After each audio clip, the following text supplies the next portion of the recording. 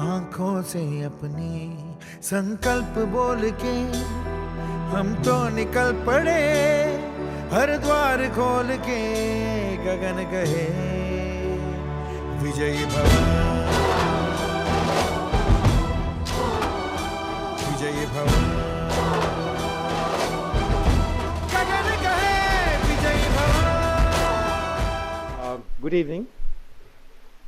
Let me welcome you all to this very special day when our India's Chandrayaan-3 mission is planning to land on the southern latitude of minus 69 degrees. A very challenging task. The whole world is looking at it.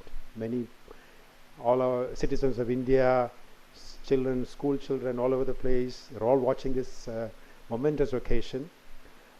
We also thought we should participate, so we're here to partially, as a family, look at this event, wishing it the best success. So that starts around 5:30 or so. So prior to that, we thought we will go through the process of actually a very short discussion about what actually happens, what is the sequence of events. And it's also a chance for some of you, if you have any clarification questions to us, we will do that. Then we'll have a short break. We'll just have some tea and coffee. Come back at 5:30 and join the live thing that happens from ISRO. Okay. So with that, we'll begin. But as part of this program, my colleagues at MCNS put together a set of models. And the idea of the model was to give us a better feel for the moon, the landing process, or some feel for it. And they have actually done a fantastic job of doing that. Everybody collectively have done this thing. And largely just in-house efforts. A matter of last few days they've done this. So before we begin, I thought it'll be wonderful that this gets revealed, and it's an special honor for us today that our Honorable Vice Chancellor, Lieutenant General Dr. Venkatesh is here with us, and he has kindly agreed to be with us for some time. Pro Vice Chancellor Dr. Sabai is also here with us, and so are my senior colleagues from MAHE. So we will begin, sir, with inaugurating this exhibit, which we will now reveal.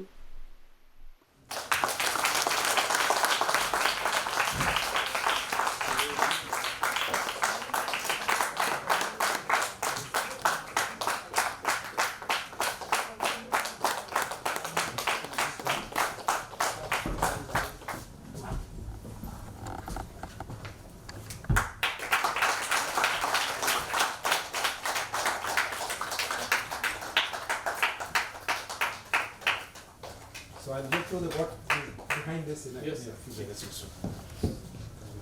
So our universe, which is 13.98 billion years old, began when it was fully dark. There's no light in the universe. There's a lot of energy, a lot of electrons and protons and photons moving around. And as the universe cooled, the electrons and protons got together and formed neutral atoms. These neutral atoms allowed the photon to escape. These neutral atoms continue to follow the rules that Newton laid out, that we know in our physics laboratories, Newton's laws of gravitation. This law of gravitation appears to be uniformly valid universally anywhere in the universe. So the Newton's laws of gravitation made multiple atoms to come together to form stars and galaxies. And then in the late phase of formation of stars, not the early stars, a late star, a star which we call our sun was born,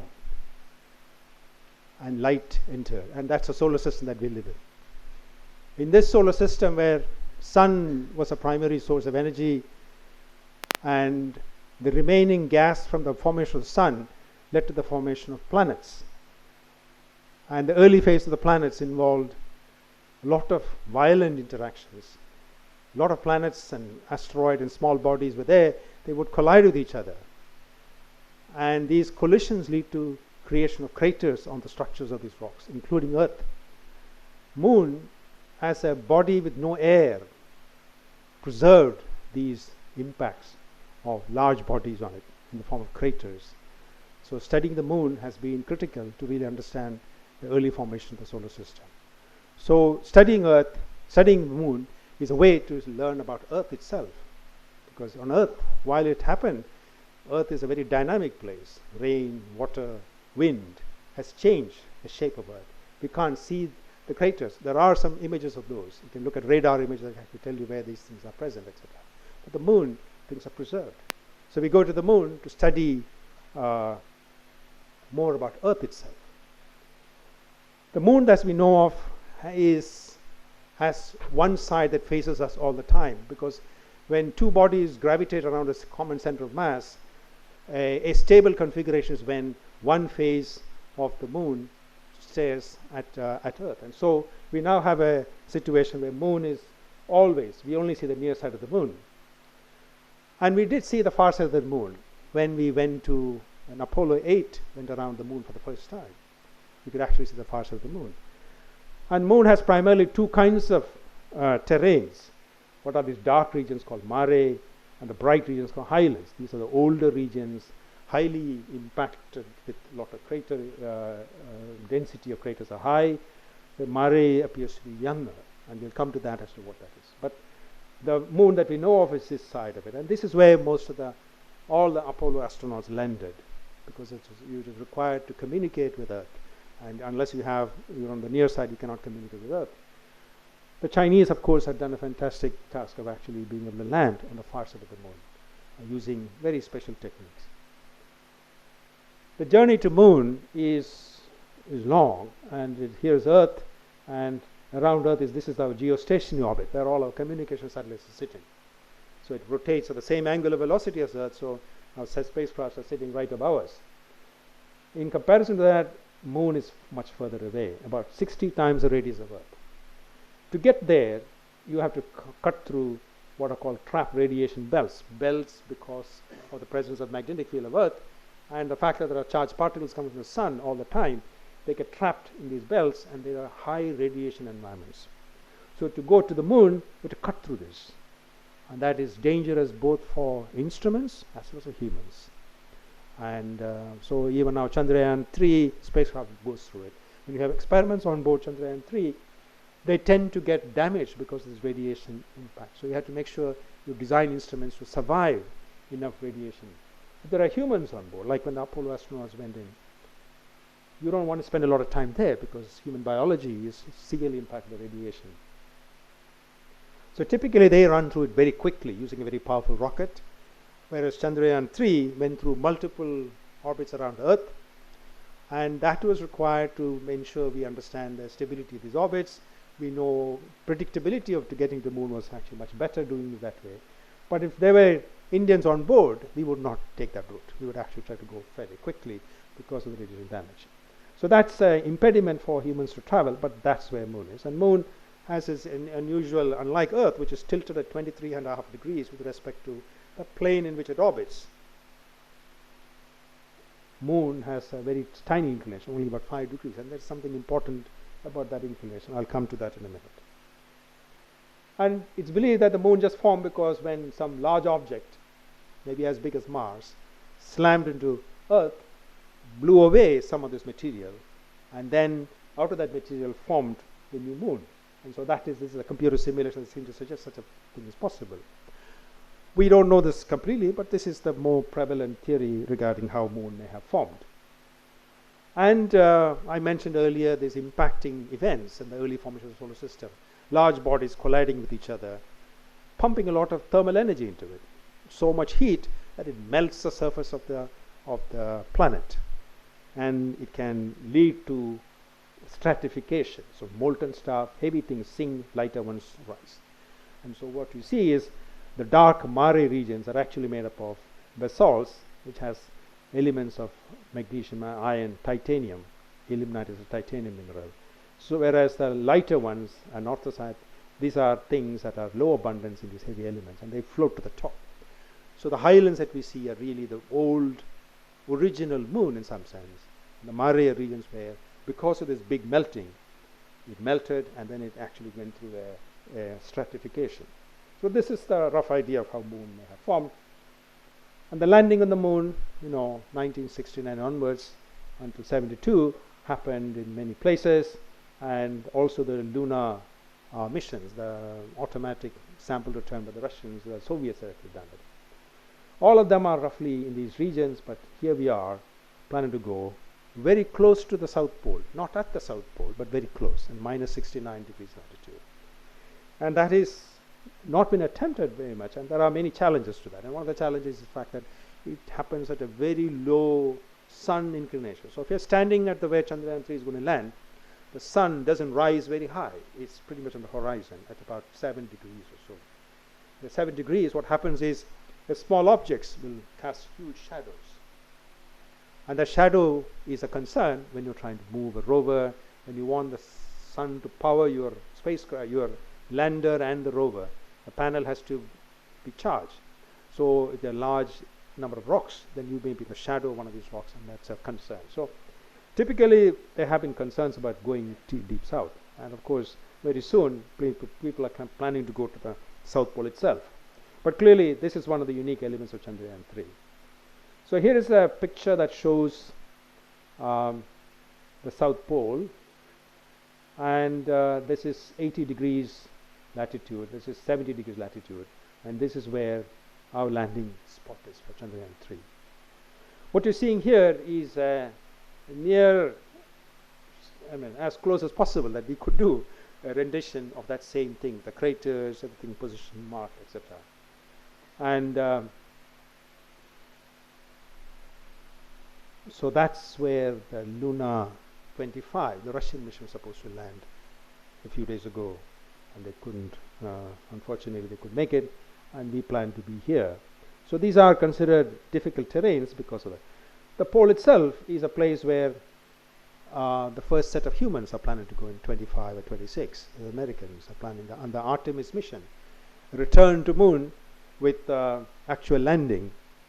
And the pole is important because of many reasons. Our own mission, Chandrayaan-1, actually shown for the first time the presence of water on the moon, widespread water on the moon. And this has been followed up with the orbiter of Chandrayaan-2, which actually shows that data is indeed true. So there is a possibility that there are frozen water in these locations. And because of the low inclination that I mentioned, the pole of the spin axis of the moon is inclined at only 5 degrees with respect to ecliptic. The sun's rays, when they are falling at the moon, at the poles, some of them will not, in a crater at the pole may not see sunlight at all because it's grazing incidence. So there are regions of the pole, craters, that are completely in the dark, and where there could be water in the form of ice. These are called permanently shadowed craters, regions, PSRs. And there is a lot of enthusiasm and interest globally to go there because that is a potential source of water, and water becomes a source for oxygen, water becomes a source for many other survival. That water may also be of great interest because it could be primordial. It could be water from the early solar system. It could be water from comets. Did life on Earth begin from cometary impacts? We do not know. It's a good place to go and test it, and biologists may have to go there and actually look for that. So that's something we have to really look at. So this part of the moon is of great interest. We're not exactly there, but we're close. The next mission that ISRO is planning along with the Japanese Space Agency actually attempts to go right there and into one of the permanently shadowed craters where the temperatures are 100 degrees Kelvin. And the challenge is to know how in the world are we going to handle systems that can go down to such low temperatures. So that's just to say the context in it. So this is created in this similar fashion. And the landing spot itself is about 4 kilometers by 2.4 kilometers error box. So the spacecraft will be coming overhead and attempts to land in this spot. So this picture was actually taken by the high-resolution camera on board Chandrayaan-2, which today is the highest resolution camera on any lunar mission. So it can have a single pixel is 25 centimeters. So this image has been there, and we've attempted to, there's a picture of that you'll be able to see. But what we see there is primarily it's a fairly flat region. These little craters may be the order of meters but which is manageable with the lander. So that's the rendition of that picture. Some quick images of what they from the spacecraft, the big, Chandrayaan-2 is already orbiting, so this time they had only a propulsion module, something to carry the lander. And that is the propulsion module here, and that is the separation of this has happened a few days ago. Lander is at the top, these are the 4 legs that you can see. Inside it is the rover, and here is a version of the rover coming down the landing, a panel that pops out, and it actually rolls down. Each one of these is high risk steps. You never know. The hinge that is used to flip it, will it work? The pyro that is used explosive to open up this thing will actually work. All those conditions are there. And there's a graphical drawing of the rover, a 6-wheel rover, which carries 2 experiments on board. And the experiments involve looking at localized region, trying to ask what is the chemistry, what is the composition of this stuff. It uses a radioactive source, curium source, which emits alpha particles. So these alpha particles gets excited and release X-rays, and that is picked up by a detector. And with that, you can measure the composition of that sample soil right below. It also carries a laser, just like the laser in DAMP. It is a LIBS experiment. It's a laser ablation spectrometer that actually makes a plasma out of this rock. And as the plasma emits, you actually look at the emission from that and then identifies the nature of the rock. This has never been done on the moon. It's the first LIBS to be done on the moon. It's been done on Mars by the big Curiosity rover, but first time we're doing on moon, and there are challenges to that. So this landing site has to be in the polar region, all these sort of things we just discussed. You can handle some small slopes. The position has been precisely done, and the average terrain is about 550 meters over a lunar geoid. But the deviation range is only about 30 meters, plus minus 30 meters. So it's not, we can manage it. A challenge would be to really land with very low velocity. So it actually, systems on board survive, so a few meters per second. And but you're still landing 800 kilograms at that speed. So you have to come down from about 1.6 kilometer per second speed to 0 and then come down. So the sequence we'll go through is a sequence. It actually has 4 big engines flying on it. These 4 engines are throttleable. In other words, I can stop and start. I can pulse it in a manner I can control the speed at which it comes. For about 10 minutes, it actually, so this is, it's already, the lander is separated from the propulsion module, and it's now at 25 or 30, 25 kilometers or so above the surface. And with the 4 engines, it'll turn around, so it actually slows down the speed. So it actually slows down from a velocity of 1.7 to about 0.3, 300 meters per second in those 10 minutes. And the altitude will come from 30 to 7 kilometers. Then it goes to fine braking, where it fires this for 3 minutes and reduces to 60 meters per second. And at the end of this, it pretty much has a horizontal velocity that's very small. And at the end of this tip, it actually is completely stopped. It's like a helicopter is hovering. And it uses the cameras on board for about 10 seconds to really make sure it's a clean enough place to land. And then if it is clean enough, it lands with a vertical velocity that may be about a few meters per second. And if at 150 meters or so, if it finds obstructions, rocks, then it is targeted to really retarget and sit somewhere else. So that's the current plan of action.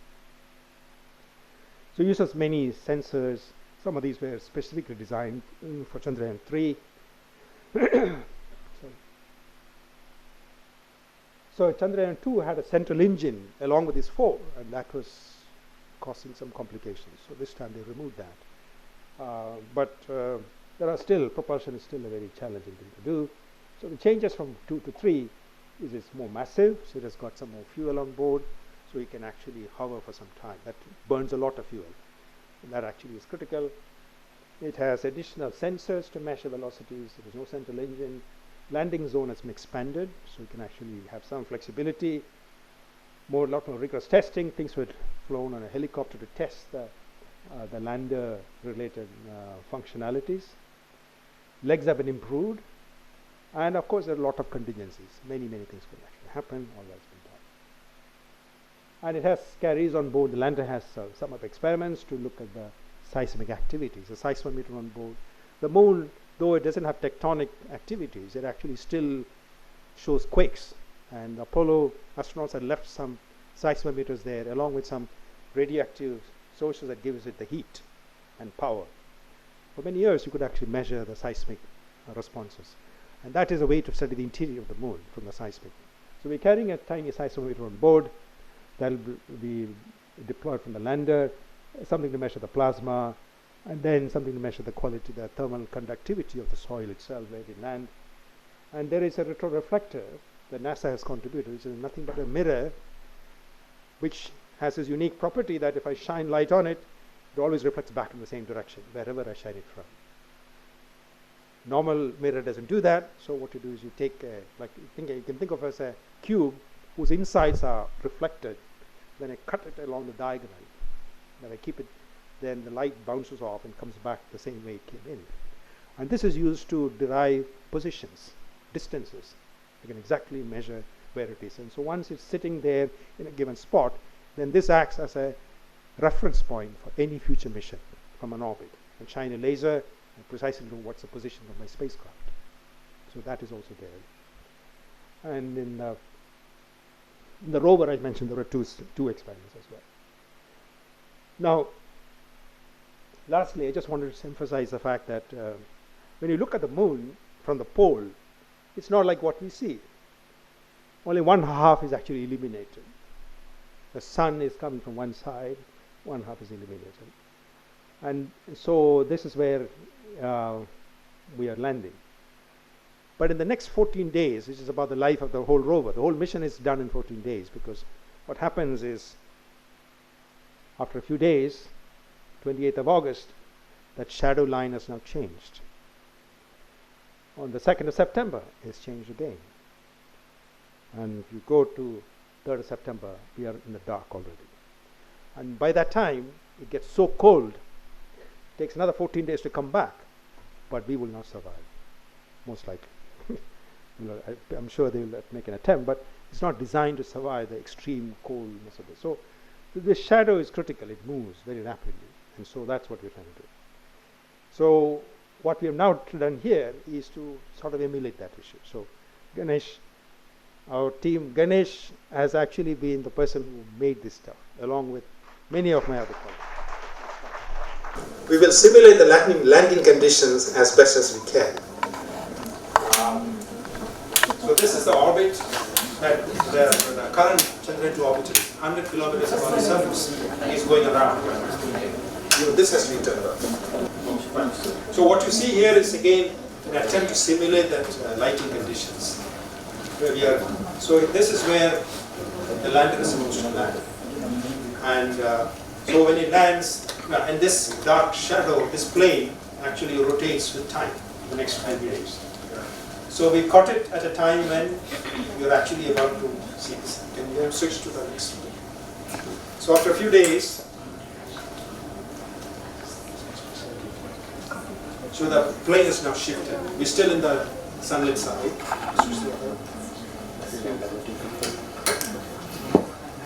And after some time, another 7 days, we're already in the dark. So that sort of completes the whole story. So this is how actually we place this issue. And when you have the lights now, the lights on. What we have shown there is the landing trajectory that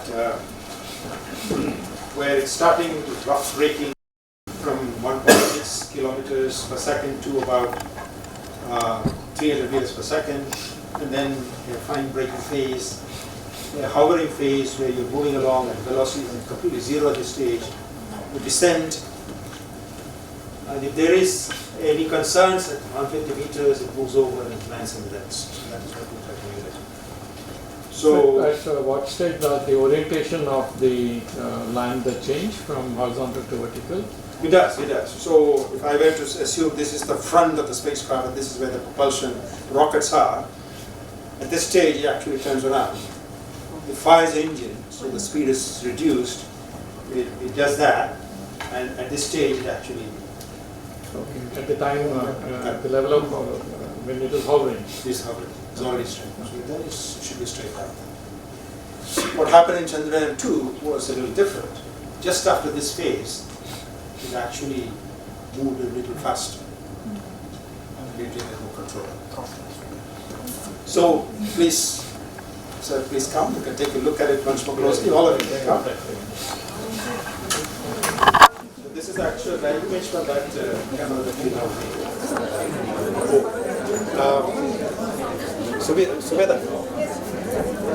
a smologist student who actually made this model. Now if she's going to tell us what happens after landing.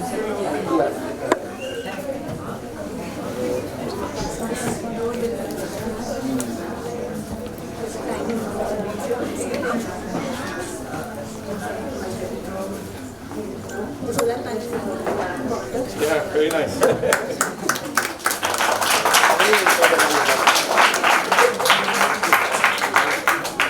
How do you make sure that it's not really?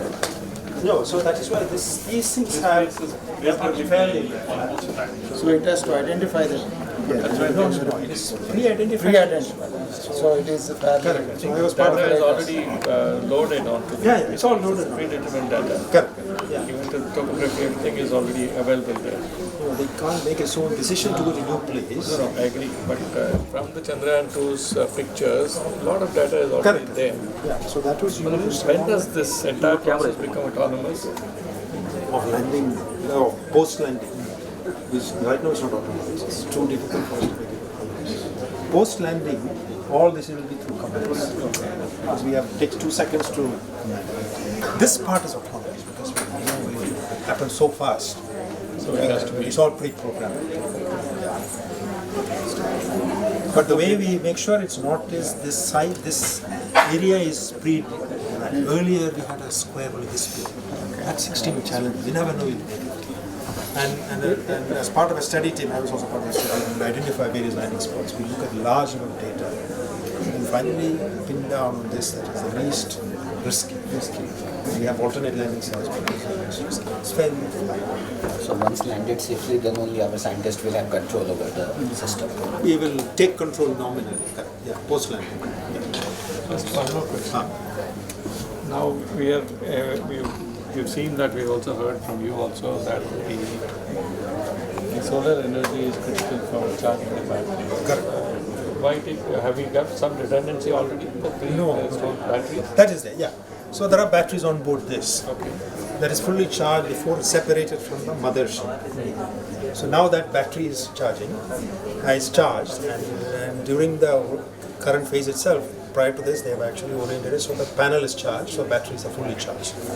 It lands, and it lands such that this panel has to be directly towards the sun. It goes 90 degrees, the mission is over except for when the battery discharges. And when it So what is the redundancy for the storage?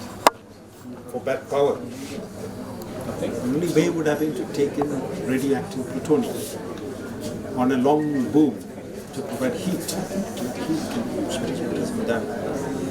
We have been not ready to do that on the moon.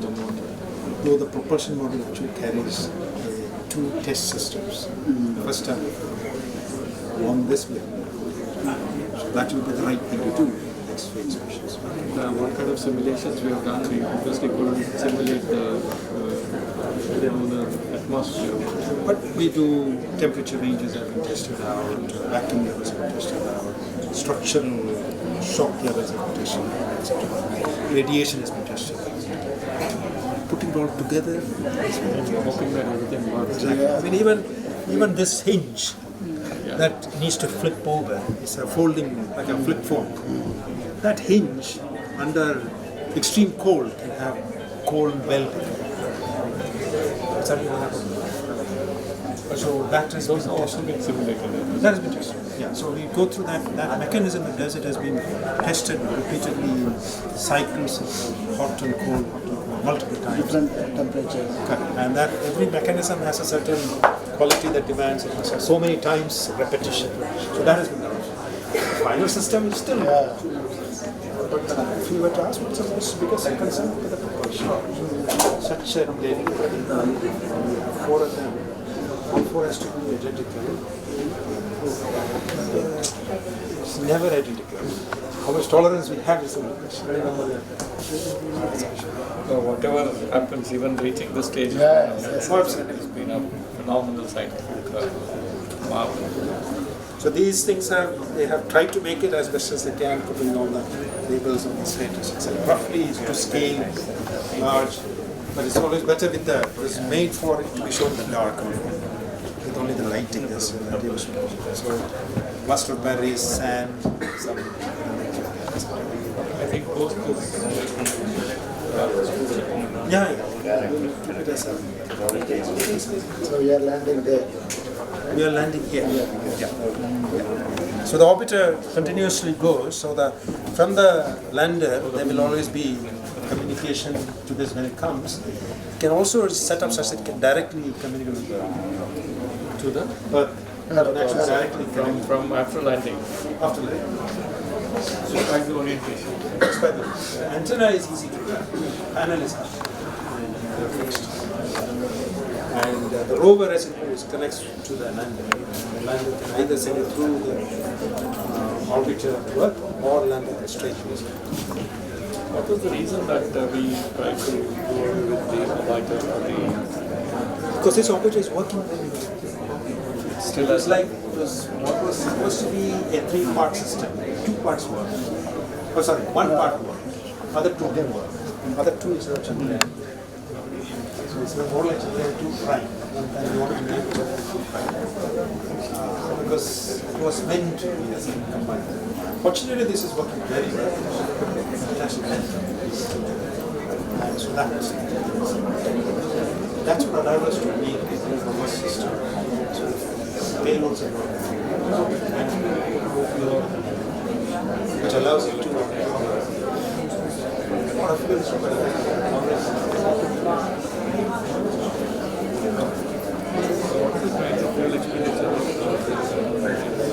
about 800 kilograms, half lift off load. Total lift off is about 4 tons. On the way lands. you say that this slingshot is a both robust system and direct? The reason is when you go around the Earth, you're watching it. So you actually observe multiple days where the spacecraft is. So you know the points on this curve, real points on the curve, from the simulations. From that I know it gives you time to get your panels ready, there's a contingency to fix it. So it gives you time. If you on the other hand take off straight, you're not sure. Once you inject, you fire your rockets hard, deviation. You can rectify it multiple times. And then other things are more powerful rocket. Energy-wise, is a more efficient equipment. But problem is, you need to 21 transits of radiation. More than that. But also the cost also will come down. Very Cost. Machine. I feel this might become a norm as we go for safe cost. Now we want humans to go. That's the choice. That is the idea.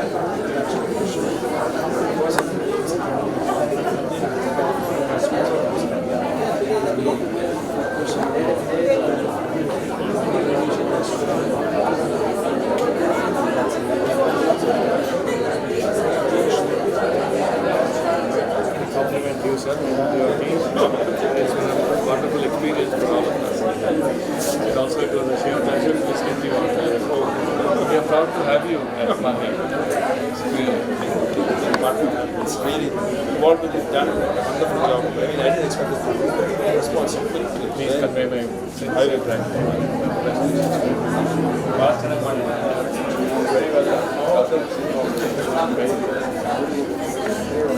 तिनका था हमने सवारा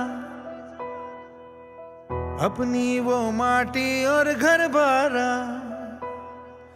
लुट रहा ये चमन अपना वतन आंखों से अपनी लुट रहा ये चमन अपना वतन आंखों से अपनी संकल्प बोल के हम तो निकल पड़े हर द्वार खोल के गगन कहे विजयी भव विजयी भव गगन कहे विजयी भव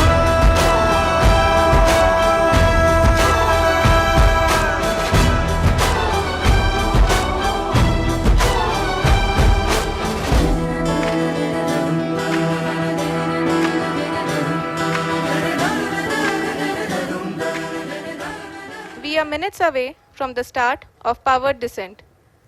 The entire powered descent shall be carried out by the onboard autonomous landing sequencer or ALS, which is a series of instructions preloaded to the lander module.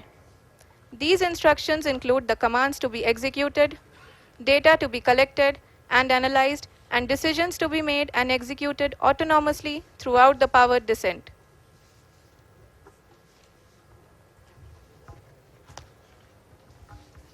जी हाँ, अब हम पावर डिसेंट के बहुत ही करीब आ चुके हैं। हम आपको बताते चलें कि पावर डिसेंट को कुल 4 चरणों में बांटा गया है। सबसे पहले आता है रफ ब्रेकिंग फेज, जिसमें लैंडर की ऊंचाई को चंद्रमा की सतह से 30 किलोमीटर से घटाकर 7.4 किलोमीटर कर दिया जाएगा। इस पूरी प्रक्रिया को पूरा करने में लगभग 11.5 मिनट लगेगा और इसका समानांतर वेग 1680 मीटर प्रति सेकंड से घटाकर 358 मीटर प्रति सेकंड हो जाएगा।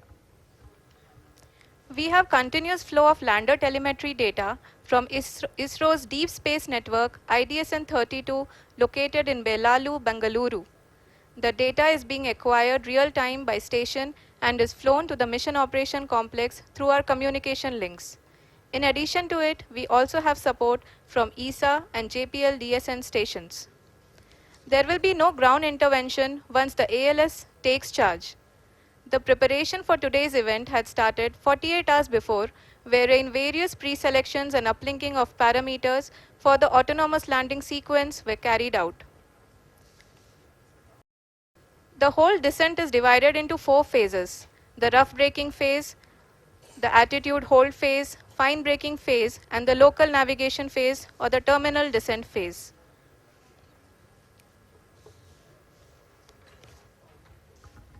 जी हाँ, एटीट्यूड होल्ड फेज, जो कि पावर डिसेंट का दूसरा चरण है, एक बहुत ही महत्वपूर्ण फेज है। इस 10 सेकंड के स्मॉल ड्यूरेशन के दौरान लैंडर के 2 महत्वपूर्ण सेंसर कारा और लासा लैंडर की ऊंचाई की गणना करेंगे। इस फेज के पूरा होते ही लैंडर चंद्रमा के सतह से कुल 6.8 किलोमीटर की ऊंचाई पर होगा। During the rough braking phase, the lander velocity shall be brought down from 1,680 meters per second to 358 meters per second. The altitude will be brought down from 30 kilometers to 7.4 kilometers at the end of rough braking.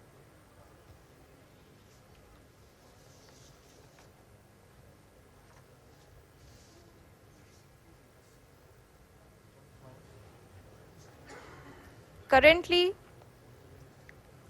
we can see the scientists are analyzing the lander data.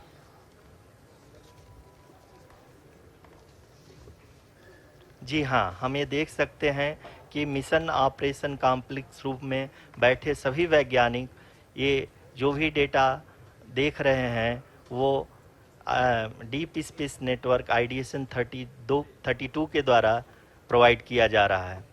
और अगर हम अब बात करें power descent के तीसरे चरण का, जो कि फाइन ब्रेकिंग फेज होगा, जिसमें लैंडिंग साइट से जस्ट 800 मीटर की ऊंचाई पर वर्टिकली होगा। इस चरण को पूरा होने में लगभग 3 मिनट लगेंगे और इस चरण के पूरा होते ही लैंडर की वेलोसिटी लगभग 0 हो जाएगी। The scientists here at ISRO are glued to their systems, analyzing all sorts of complex data. We are very close to the powered descent, to the start of the powered descent phase.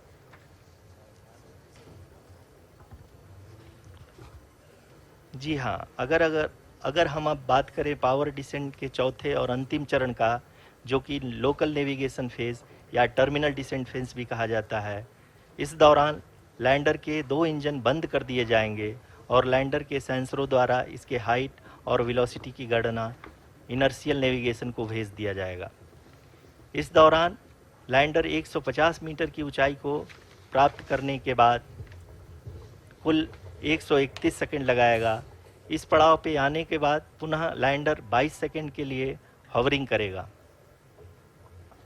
आप इस समय अपने screen पे mission operation complex में बैठे सभी मान्यगणों को देख सकते हैं, जो कि बहुत ही उत्सुकता के साथ टेलीमेट्री डेटा को देख रहे हैं। अभी हम लोग पावर डिसेंट शुरू होने से जस्ट कुछ ही पल दूर हैं।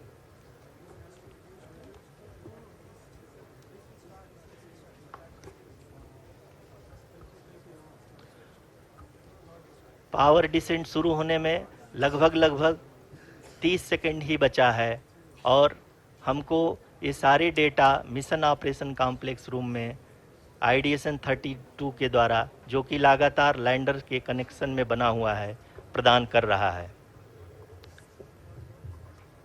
Dear viewers, the pivotal power descent has begun and the lander module is propelling towards the moon's surface along the intended trajectory.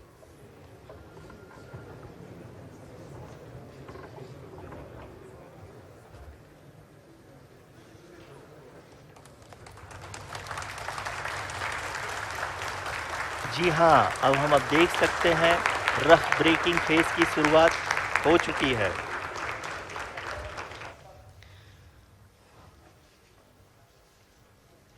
During this rough braking phase, the lander velocity shall be brought down from 1680 meters per second to 358 meters per second. The altitude will be brought down from 30 kilometers to 7.4 kilometers at the end of rough braking. All this in the duration of 690 seconds or 11.5 minutes. Currently, the Laser Inertial Reference and Accelerometer package (LIRAP) is aiding in the navigation. जी हाँ, अभी आप अपनी screen पे देख सकते हैं कि lander अब तक कुल 191 किलोमीटर हॉरिजेंटल दिशा में चल चुका है और अभी तक इसकी वेलोसिटी लगभग 31 किलोमीटर बनी हुई है।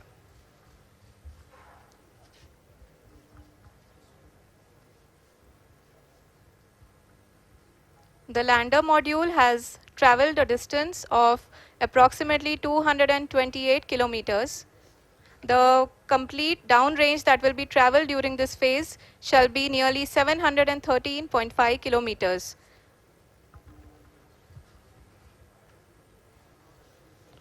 जी हाँ, कुल 745 किलोमीटर के इस रफ ब्रेकिंग फेज में आप देख सकते हैं कि हम लोग लगभग अपनी यात्रा 20% कंप्लीट कर चुके हैं।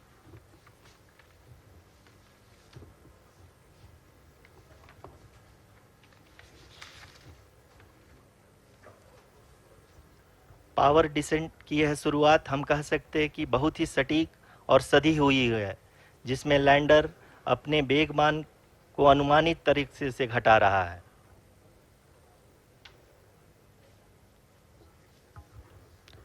The altitude of the lander module will reduce from 7.4 kilometers to 6.8 kilometers. During the next phase, which is going to be the attitude hold phase. We can currently see that the altitude of the lander module is nearly 31 kilometers. Arushi, अभी हम इस ground trace को देखते हुए कह सकते हैं कि रफ ब्रेकिंग फेज़ की शुरुआत बहुत ही अच्छे तरीके से हुई है। आप ये देख सकती हैं कि जो भी प्रोजेक्टेड ग्राउंड ट्रेस है उसी पे अपना लैंडर मॉड्यूल आगे चलते हुए बढ़ रहा है। अभी तक ये देखा जा सकता है कि लैंडर मॉड्यूल लगभग 370 किलोमीटर 36 दिशा में चल चुका है। The mission operations team is analyzing the data. We can all see the seriousness and the concentration with which each and every parameter of the lander module is being analyzed. The performance so far seems to be nominal. जी आरुषि, चूँकि ALS activate किया जा चुका है इसलिए ground से कोई commanding नहीं की जा रही है। इस दौरान आपके स्क्रीन पे ये सारे डेटा इसरो के डीप स्पेस नेटवर्क से रियल टाइम में आ रहे हैं। इस मिशन में सेकेंड और थर्ड ऑर्डर गाइडेंस पॉलिनोमियल का प्रयोग हुआ है जो कि इनर्शियल थ्रस्ट और एंगल के हमेशा सुनिश्चित करेगा। During the entire descent, there is no ground intervention as the ALS has taken charge. The preparation for today's event had started nearly 48 hours before, wherein various pre-selections and uplinking of parameters were done.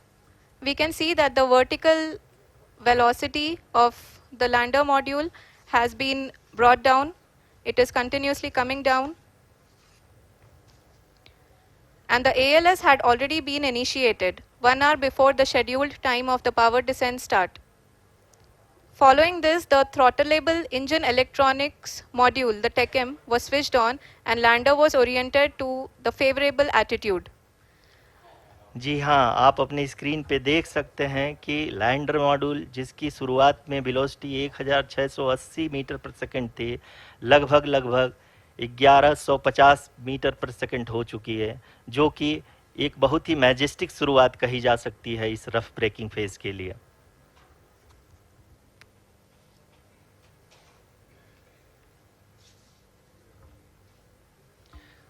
यहाँ पे मैं आपको ये भी बताते चलूँ कि आप अपने स्क्रीन पे देख सकते हैं कि द लैंडर मॉड्यूल का अल्टीट्यूड धीरे धीरे अब कम होता हुआ दिख रहा है और जो कि एक्सपेक्टेड भी है।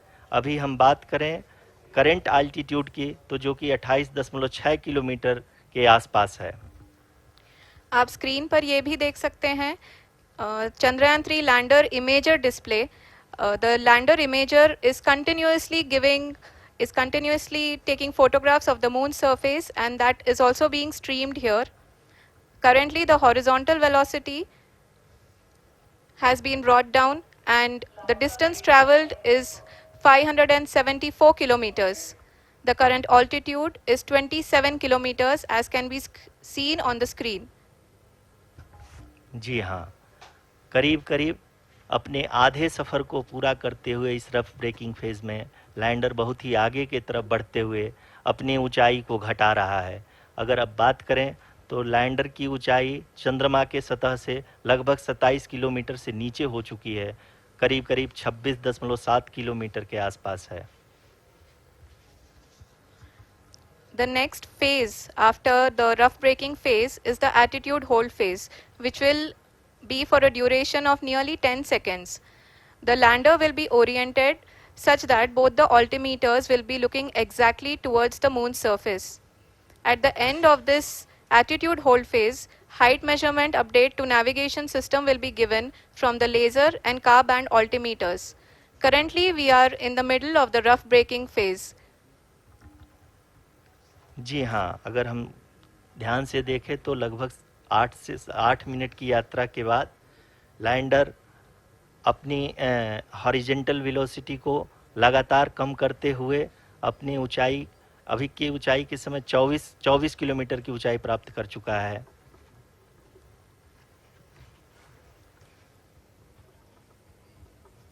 अब तक के आंकड़े को देखते हुए हम कह सकते हैं कि लैंडिंग पूरी तरह से नॉमिनल है।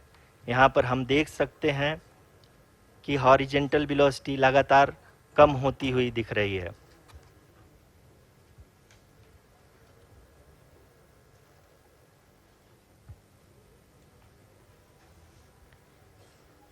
The altitude of lander from ground is currently 22 kilometer, which is again going to be coming down, and that is expected. For the viewers who have joined now, we are in the powered descent phase, and we are in the rough braking phase, which is the first phase of the powered descent. We have currently traveled a down 697 kilometers, and the down range that has to be traveled during this phase is 713.5 kilometers. जी हाँ, अभी आप देख सकते हैं कि lander की horizontal velocity लगभग 720 metre प्रति सेकंड हो गई है। लगभग हम ये कह सकते हैं कि 900 मीटर प्रति सेकंड वेलोसिटी को कम किया जा चुका है।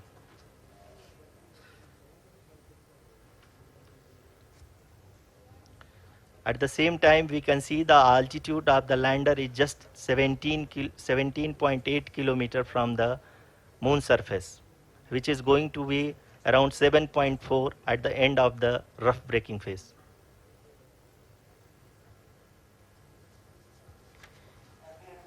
इस फेज के बाद हम जाएंगे towards the attitude hold phase, where we will be expecting sensor update from the laser and car band altimeters.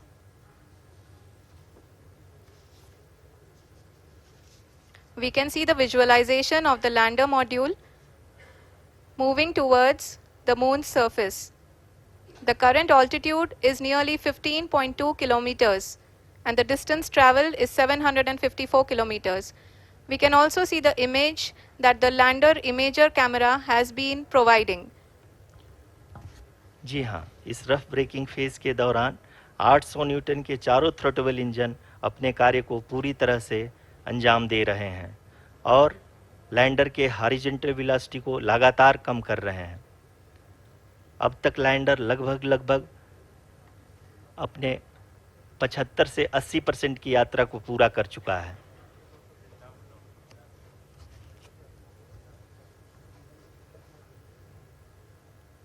After the rough braking and the attitude hold phase, we shall be having the fine braking phase, which will continue for nearly 3 minutes. The whole phase is being driven by the autonomous landing sequencer, and there is no intervention from ground.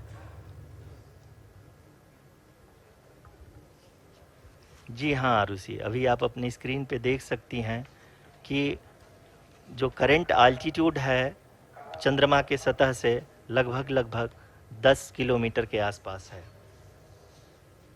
जी हाँ,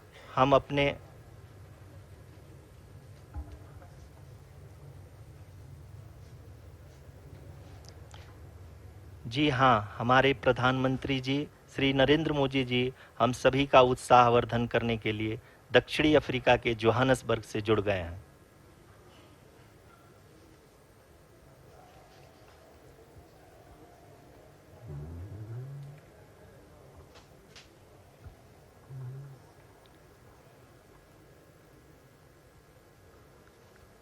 Yes, we are privileged to have with us Honorable Prime Minister of India, Shri Narendra Modi ji, who has joined us from South Africa's Johannesburg to encourage us.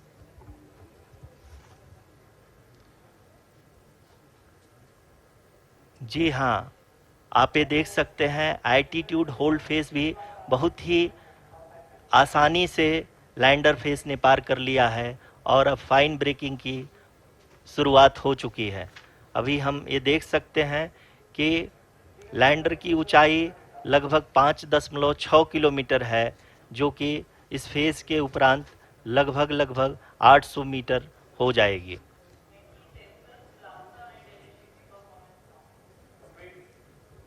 We can hear from the mission operations team that the sensors are performing nominally, and we are currently in the midst of the fine braking phase, which is going to continue for 3 minutes, and the altitude is going to be reduced to nearly 800 meters at the end of this phase. जी हाँ, जैसा कि आरुषि जी ने बताया कि लगभग 3 minute के उपरांत lander की हाइट लगभग 800 मीटर वर्टिकली होगी और यहाँ पे लैंडर की horizontal velocity, vertical velocity, even down range भी लगभग शून्य होगा। We can see the visual of the lander module, and we can see that the downrange traveled is nearly 831 kilometers.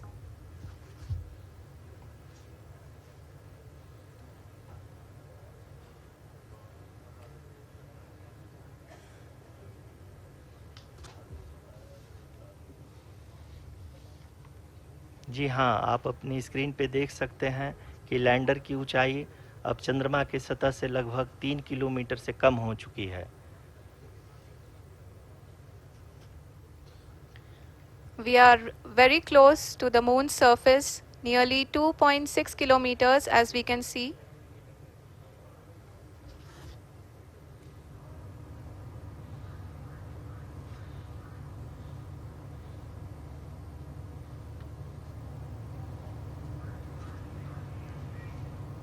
जी हाँ, अभी आप देख सकते हैं कि लैंडर की ऊंचाई लगभग 1 किलोमीटर के आसपास है।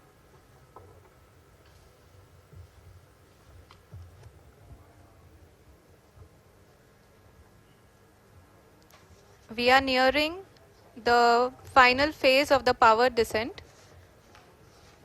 which is going to be the vertical descent phase or the local navigation phase. जी हाँ, अब हम फाइन ब्रेकिंग वेव्स के एकदम करीब आ चुके हैं। हाँ, आप तालियों के गड़गड़ाहट से सुन सकते हैं कि हम लोगों ने तीसरे चरण को भी बहुत ही सफलतापूर्वक हासिल कर लिया है और अभी हम वर्टिकल डिसेंट फेज में आ चुके हैं, जिसकी शुरुआत भी बहुत ही अच्छे ढंग से हो चुकी है।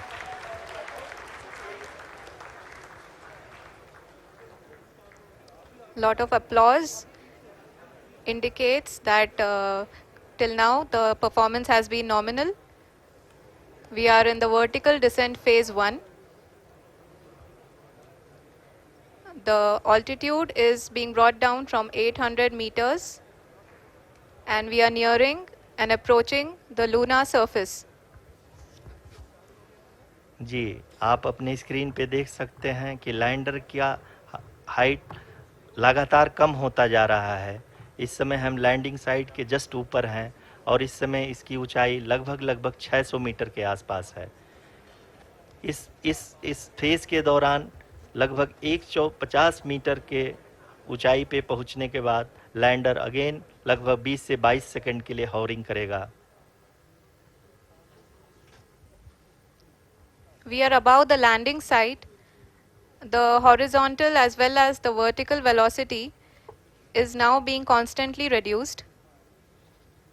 And the lander module has begun its descent towards the landing site.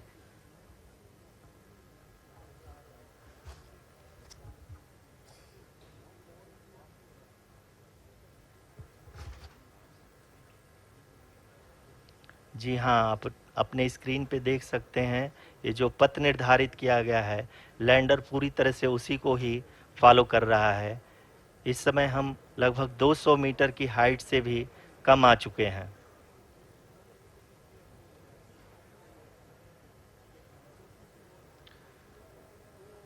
अब हम ये देख सकते हैं कि हम लगभग 150 मीटर की ऊंचाई पे हैं चंद्रमा के सतह से।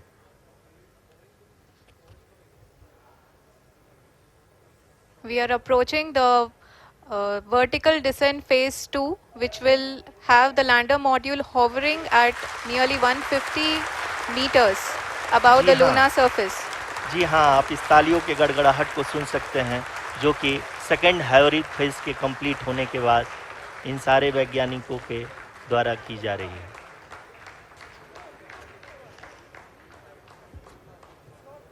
जी हाँ, आप अगर फिर से ध्यान से देखें तो एल्टीट्यूड पुनः कम होता जा रहा है। अभी हम लोग लगभग 135 मीटर की ऊंचाई पे हैं। The sensors that are updating at this point are providing confirmation of the safety of the landing site. As expected, the retargeting is going on and this is a very good signature for the lander. अभी आप ये देख सकते हैं कि lander की ऊंचाई लगभग 65 मीटर के आसपास बची हुई है।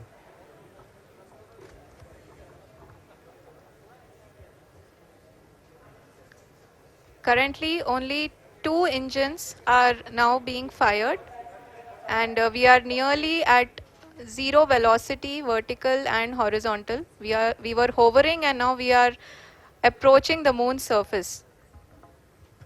धीरे धीरे लैंडर की वेगमान को कम किया जा रहा है और हम अब लगभग 50 मीटर से भी कम आ चुके हैं। We can see the Honorable Prime Minister, Shri Narendra Modi ji, who is here to encourage us, and he is critically looking at the visuals.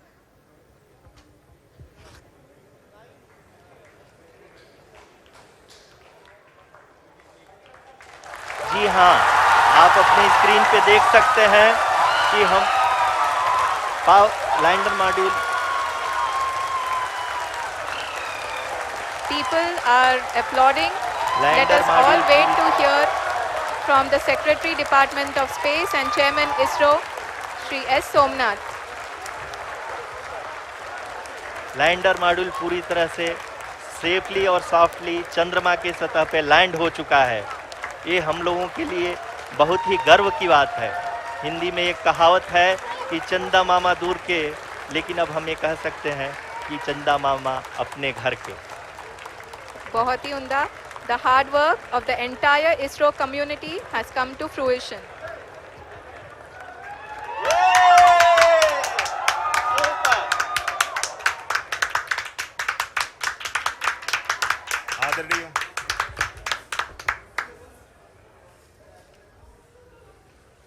आदरणीय प्रधानमंत्री जी, नमस्कार।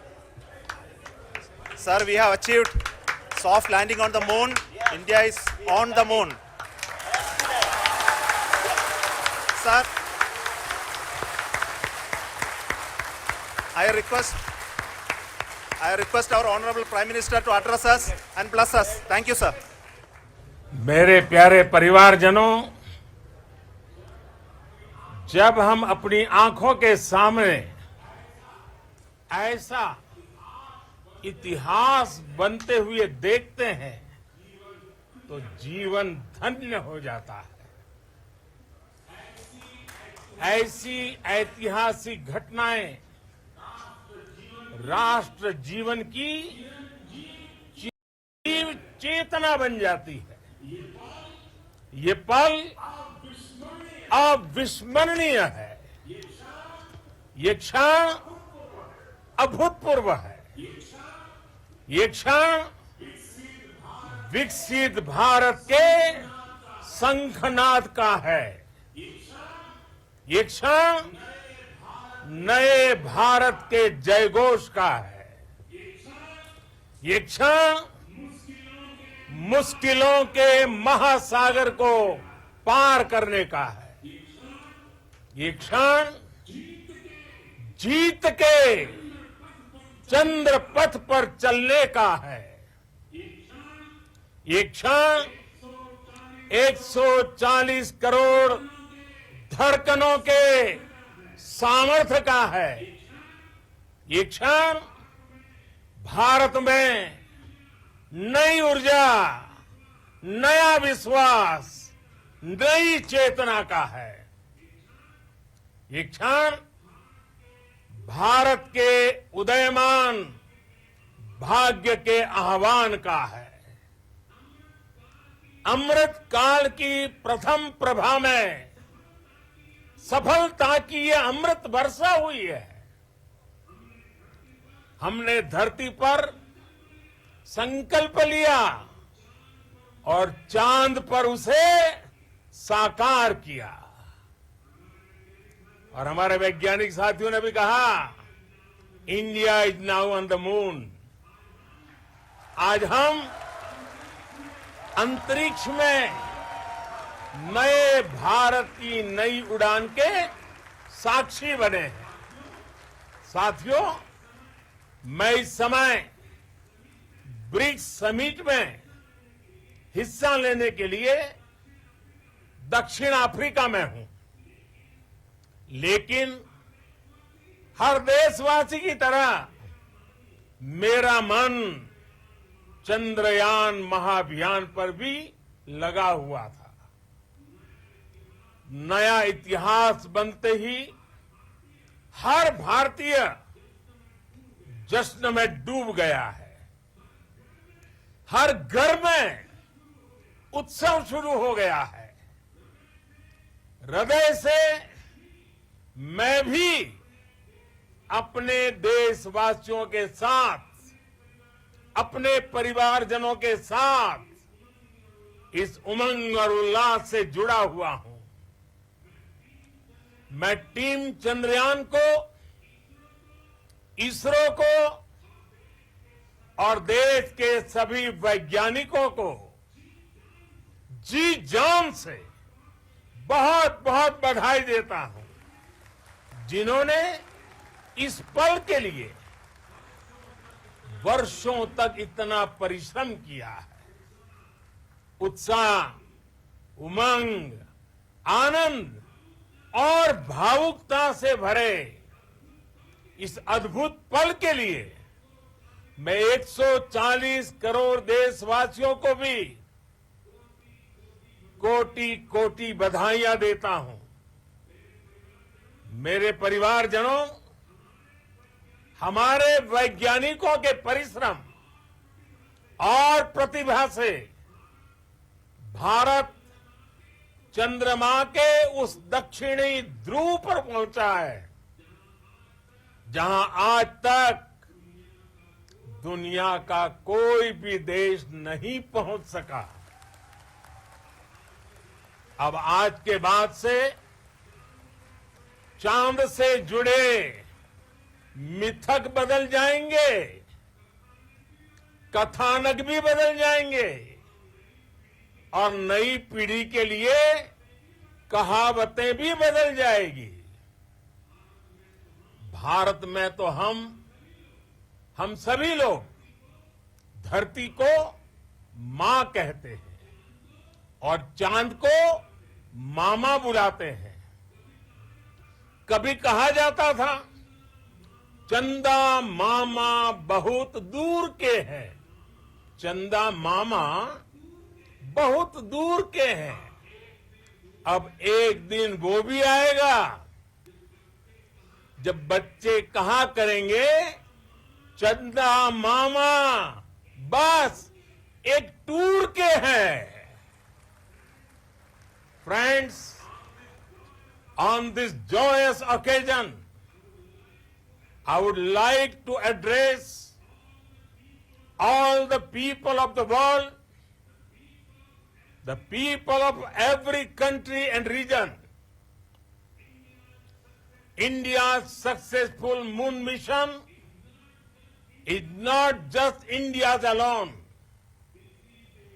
This is a year in which the world is witnessing India's G20 presidency.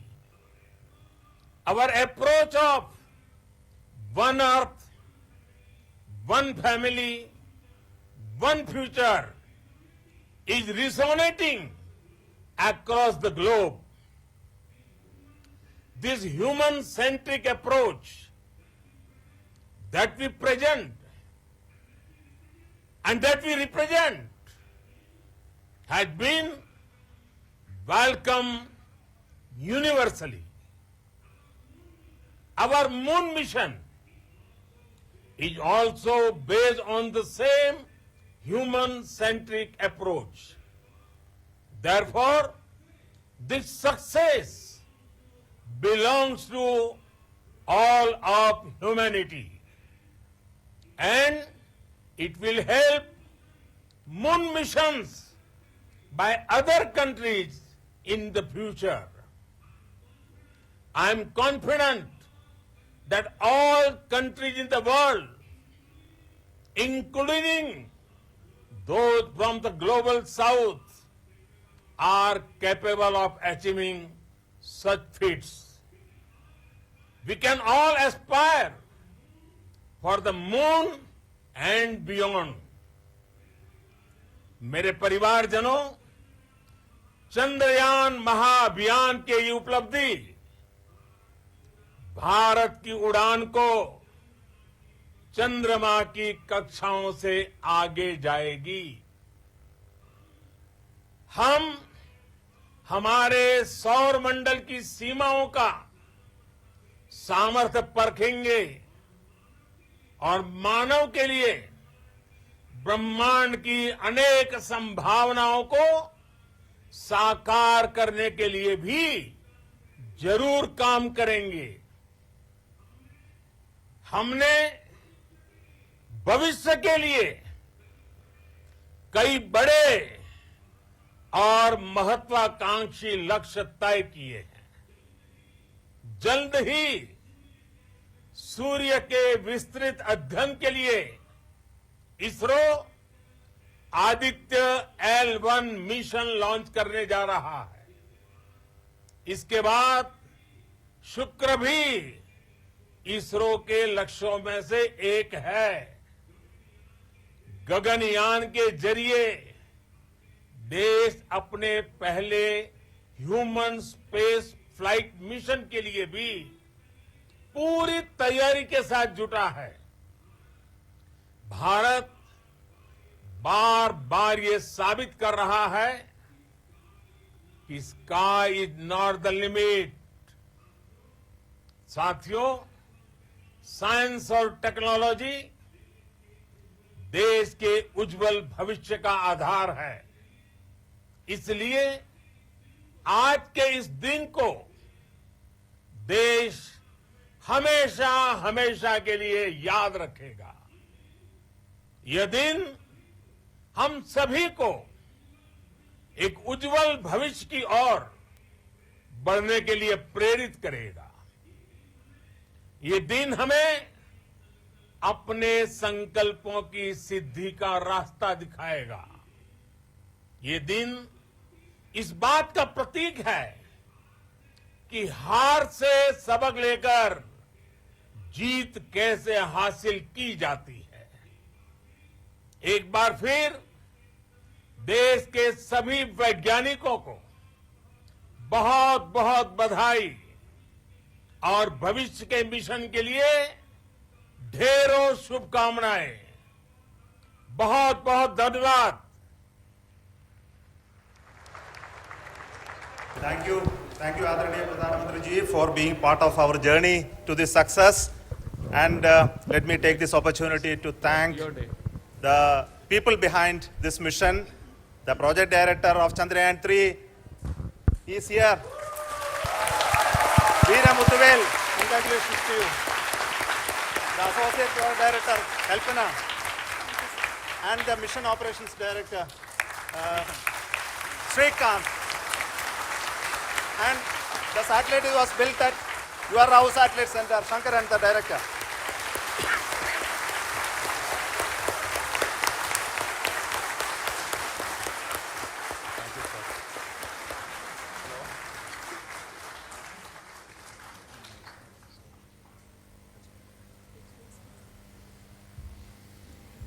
It's a great moment of happiness on behalf of team.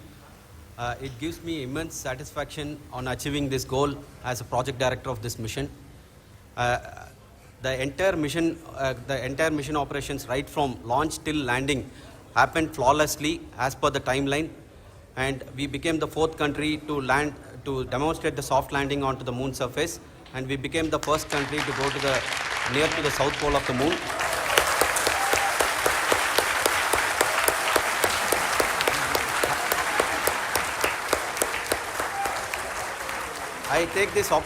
I take this opportunity to thank navigation, guidance and control team, propulsion team, sensors team and all the mainframe subsystems team who have brought success to this mission.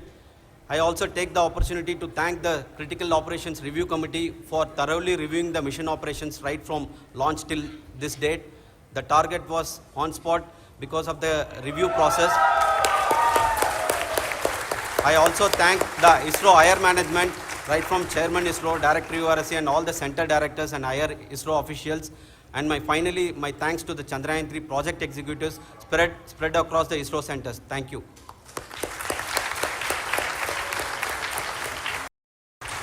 Mission Director Srikanth. It gives me an immense pleasure to be part of Chandrayaan-3 and acting as Mission Director. I would like to thank each and every team member who has supported in carrying out all the mission operations flawlessly. And I would like to thank my senior management, Chairman ISRO, Director URSC, my senior colleagues and my team members for carrying out and supporting all the things carrying out in a proper way. Thank you very much. Associate Project Director Kalpana. Good evening to all. This will remain the most memorable and the happiest moment for all of us, for our team Chandrayaan-3. We have achieved our goal flawlessly. From the day we started rebuilding our spacecraft after Chandrayaan-2 experience, it has been breathe in, breathe out Chandrayaan-3 for our team. And starting from the reconfiguration to all the special tests and the simulations we have conducted meticulously. And this has been possible only because of our immense effort from our Chandrayaan-3 team. And of course with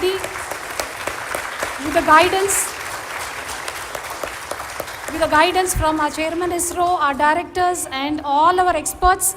With all this, it has been possible. Thank you one and all. Thank you for all the minutest help which has been provided from all the areas of departments. Thank you. Thank you.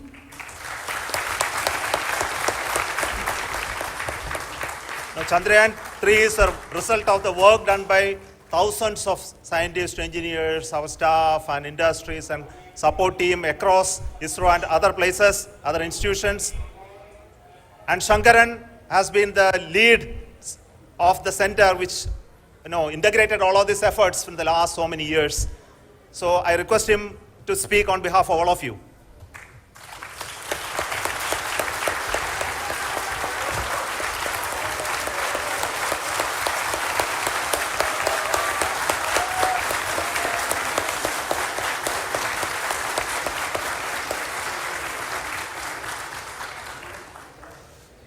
Thank you very much for the affection that has been displayed today now.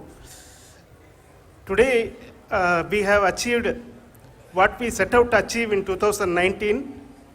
It was delayed by about 4 years, but we have done it. When Chandrayaan-3 was launched, after the separation of the spacecraft from launch vehicle, I said, I will speak the rest of the things after the soft landing. So here I will take a couple of minutes to tell the tremendous amount of effort that has been put in by the entire project team. When I say project team, it is not just only the project director and associate project director. Of course, they are the face of the project. They have been living, sleeping, eating, breathing Chandrayaan for the last 4 years. They have been supported by such a large number of people, particularly in the navigation, guidance and control area, propulsion system. This area, the amount of effort that has been put by people, the number of simulations that have been done, the number of reviews they have gone through, the amount of criticism they faced and overcome that. It is, as a person who has been watching this for the last 4 years along with them, my heart goes out for them. The amount of effort is tremendous. That is what ISRO is all about. That is what our organization has taught us to do. Now today this success has put us even more higher responsibility, as the Honorable Prime Minister was telling, because we have set the bar now so high. Nothing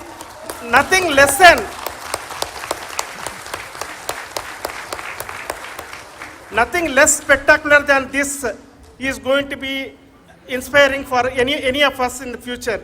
So as the Honorable Prime Minister mentioned, we will be now looking at putting the man in space, putting a spacecraft around Venus and landing a craft in Mars. Work on all these activities are going on for few years. And this success today will inspire us and will spur us to take those efforts even more strongly so that we will make our country proud again and again and again. Thank you very much for every one of you who have directly or indirectly participated in this mission, encouraged us, intentionally or unintentionally helped us in all for every one of you. A big thank you, because even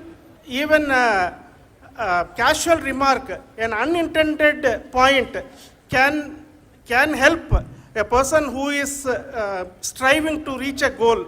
The person who is making that remark may not have meant it that way, but sometimes it can ignite that's why I said that even unintended help is very, very, very welcome, and we are very, very thankful for that. Thank you, Team ISRO, for supporting all of us. The amount of affection we received when this mission came into this final stage, the number of people who gave us confidence that nothing can go wrong and this is going to be successful. In fact, I was not that much confident, because we have seen couple of times issues, because I know very well as a person who has been doing in this domain for 36 years, I know there are thousands of things. Any of that can anytime go wrong and derail. But so many of the people, because that I only see as the reflection of the effort we have put, that people are so happy to see this effort and they want us to succeed. It is not that they know that we are going to succeed. The people want us to succeed. So thank you very much for everyone for your love and affection. We will continue to do our best and make our flag fly, ISRO's as well as India's flag fly high. Thank you very much.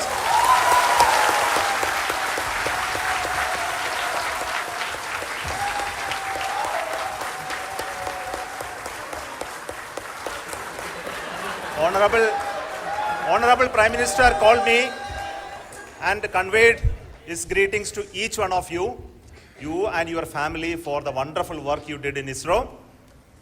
So thanks are to him for the support that he is giving to us for missions like Chandrayaan-3 and the missions that are in the offing. I think that's a great word of comfort that we are receiving for pursuing the inspirational work that we are doing for the nation. I want to tell you, and I want to thank you also for each and everyone who prayed with us in the last many days, who wanted this success to happen in ISRO.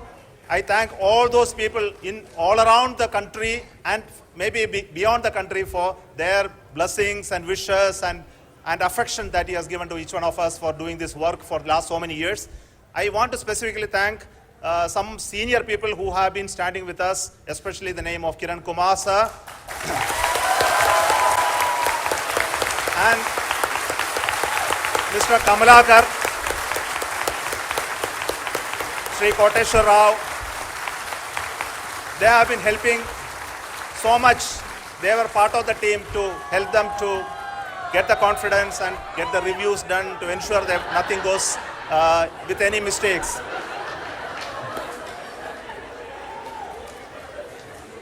And of course, this is not the work of us alone. This is a work of a generation of ISRO leadership and ISRO scientists. And this is a journey we started in Chandrayaan-1, continued in Chandrayaan-2, and Chandrayaan-2 craft is still working and doing a lot of communication work with us. And all the team that contributed to building Chandrayaan-1 and Chandrayaan-2 should be remembered and thanked while we celebrate Chandrayaan-3. And this is an incremental progress and definitely a great, huge one it is. And thank you so much for all the support and work that you have done. So you all agree, fantastic success. Everybody is elated. Thank you all for being part of this joyous celebration today. And very honored to have our senior colleagues here, particularly our Vice Chancellor. I'll ask him to say a few words just before we close the whole program. A great moment for all of us, you'll agree. And it brought tears into my eyes.